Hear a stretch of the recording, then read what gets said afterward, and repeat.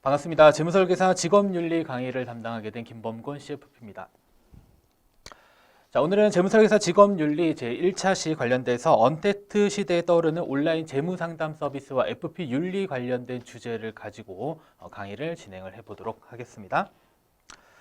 먼저 보시면 포인트 1번에 언택트 시대 재무상담의 미래 관련돼서 먼저 주제는 언택트 시대가 무엇인지 한번 개념 정도 숙지를 하고 지나가도록 하겠습니다. 자, 우선 언택트는 접촉하다라는 뜻의 컨택트의 반대 의미로서 접촉하지 않는다, 즉 비대면을 의미하고 있고요. 자, 이러한 개념이 갑자기 발생된 것은 코로나로 인해서 이제 대면 상담보다는 이 비대면 상담 중심으로 서비스들이 발전될 것으로 예상하고 있다라는 관점에서 생각을 해주시면 되겠습니다. 따라서 코로나 발생 이전과 이후의 세상은 완전히 변화한다는 것을 의미하기도 하고요. 그다음에 과거의 전통 제조업과 대면 서비스업 등은 지고 디지털 기반으로 한 언택트, 즉 비대면 산업 중심으로 재편된다는 것을 뜻하기도 한다라는 점. 따라서 우리가 제공하는 이러한 재무 상담 서비스는 대부분 대면 상담 중심의 서비스인데 코로나 이후로 앞으로는 이제 비대면 상담 서비스들이 훨씬 더 활성화될 것으로 예상할 수 있다라는 점을 여러분들 좀 기억을 해주실 필요가 있겠습니다. 자, 그러면 언택트 시대, 금융업은 어떻게 변화될 것인지 한번 살펴볼 필요가 있겠죠. 그래서 금융 서비스를 이용하는 고객들은 은행이나 증권사를 방문하지 않아도 혹은 보험 설계사를 만나지 않더라도 대면 서비스 이상의 서비스를 제공받기를 기대하고 있고요. 그다음에 이러한 기대에 부응하기 위해서 각각의 금융회사들은 비대면 서비스들을 도입하고 있는 실정이다라고 보시면 되겠습니다. 따라서 증권사 또는 투자 자문사는 온라인 고객을 기반으로 한 디지털 자산 관리 서비스를 현재 제공을 하고 있고요. 그래서 어플리케이션을 가입하게 되면 이러한 자산 관리 서비스를 통합적으로 받을 수가 있습니다. 자, 그리고 은행은 세무, 법률, 투자, 은퇴 설계 전문가들이 화상으로 소비자와 상담하는 시스템을 도입을 했어요. 그래서 우리가 휴대폰을 가지고 쉽게 화상 통화를 할 수가 있는데 이러한 화상으로 이러한 세무, 법률, 투자, 그다음에 은퇴 설계와 관련된 서비스를 제공을 받을 수 있다라고 보시면 되겠고요. 자, 또한 스마트폰으로 지로 용지를 스캔해서 공과금을 납부할 수 있는 서비스를 운영하고 있다. 그래서 대부분 자동이체로 공과금을 납입하겠지만 좀 어르신들은 실제로 은행에 가서 아직도 공과금을 납입하는 경우들이 있습니다. 이러한 경우도 스마트폰으로 그냥 단순하게 지로 용지를 스캔해서 우리가 공과금도 납부할 수 있는 이러한 서비스들이 도입이 되고 있고요. 자, 그리고 보험회사는 홈페이지나 앱에서 여러 보험사의 가입 내역을 확인해 부족한 보장을 보완하거나 혹은 불필요한 보험료를 줄일 수 있도록 해주는 셀프 보장 분석 서비스를 운영하고 있습니다. 이 역시도 마찬가지로 어플리케이션, 즉 앱에 들어가 가지고요. 개인 정보를 동의를 하게 되면 내가 가입하고 있는 여러 보험회사의 보험 가입 내역들을 확인을 할 수가 있습니다.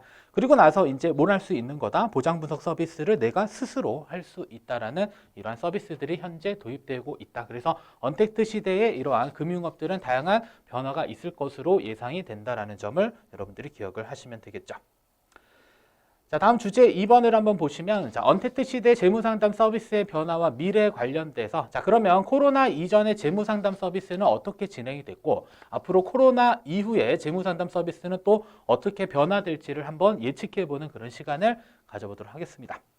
자, 먼저 코로나 이전의 재무상담 서비스. 우리의 재무상담 서비스는 6단계 프로세스 과정을 통해서 이루어지고 있습니다. 그래서 대부분의 재무상담 서비스는 일반적으로 대면 상담으로 진행되는 것을 원칙으로 하고 있습니다.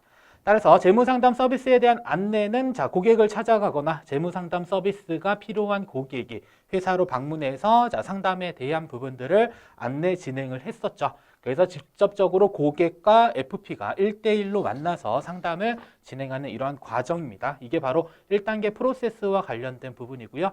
1단계 프로세스는 고객과의 관계 정립, 즉 과거에는 대면 상담 중심의 서비스가 제공되고 있었다라고 보시면 되겠고요. 자, 그리고 2단계 프로세스는 고객과 관련된 정보를 수집하는 과정입니다. 그래서 우리가 재무 상담을 진행하는데 필요한 고객의 재무적 정보와 그 다음에 비재무적 정보는 고객과의 대면 상담 시 재무설계 질문지라고 하는 이러한 설문지를 통해서 고객 정보를 습득했다라고 보시면 돼요. 그래서 함께 대면 상담을 통해서 작성하고 추가적으로 필요한 정보는 전화 또는 전자우편을 통해서 확보했었죠.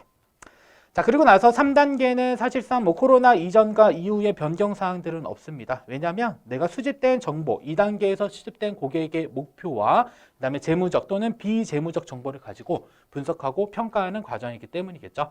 따라서 FP는 자, 수집된 고객의 정보를 바탕으로 고객이 재무 목표를 달성하는데 제약 조건이 없는지 여부와 현재 수입, 그리고 지출, 그리고 자산과 부채의 재무 상태를 분석하고 평가하는 재무 비율 분석을 스스로 하는 거죠. 이거는 FP 스스로 하는 과정이기 때문에 뭐 대면과 비대면에 대한 개념이 적용되지 않는다라고 보시면 되겠습니다. 자, 그리고 나서 이제 4단계로 넘어가게 되면 우리가 해야 할 것은 이제 제안서를 작성하는 단계이다라고 보시면 되겠습니다. 따라서 FP는 고객의 재무 목표를 달성하기 위한 여러 가지 방안에 대한 전략을 수립한 다음에 자, 고객에게 재무 설계 제안서를 작성한 후 제안서를 제시를 하게 되는 것이죠. 자, 그러면 여러 가지 재무 목표를 달성하기 위해서 제안서를 제시하는 상담 또한 마찬가지로 대면을 통해서 이루어졌었고요.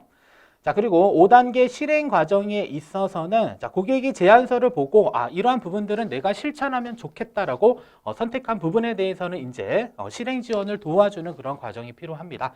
따라서 작성된 제안서의 내용 중 고객이 실행하고자 하는 사항에 대해서 실행 지원 서비스를 제공을 하고요. 그다음에 만약 고객이 새로운 금융상품을 가입하거나 혹은 포트폴리오를 변경하는 등의 실행을 지원할 때는 고객과 함께 이제 동행을 하는 거죠. 그래서 금융회사에 함께 방문을 해서 이런 금융상품 가입에 대한 안내 또는 청약 서류를 직접 준비해가지고 고객에게 작성하게 한 다음에 실행을 지원하는 서비스를 제공을 했었습니다. 자, 그리고 6단계 모니터링 과정에 있어서는 자, 제안서의 실행 내용이 이후에 이제 잘 운영되고 있는지에 대한 여부를 확인하는 단계이겠죠. 그래서 제안서의 실행 이후 FP는 일정한 주기에 자, 주기는 뭐 1년이 될 수도 있고요. 혹은 뭐 6개월이 될 수도 있고 3개월이 될 수도 있습니다. 이러한 일정한 주기라고 하는 것은 당연히 고객과 합의를 통해서 정해지는 것이고요.